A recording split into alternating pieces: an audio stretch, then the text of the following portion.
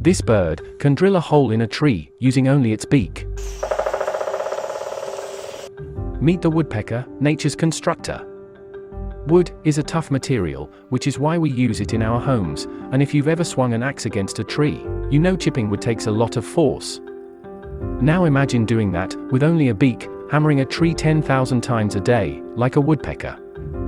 The force of the peck is like headbutting a tree full sprint, with a sudden deceleration of 100 Gs of force. So why don't woodpeckers get concussions? Woodpeckers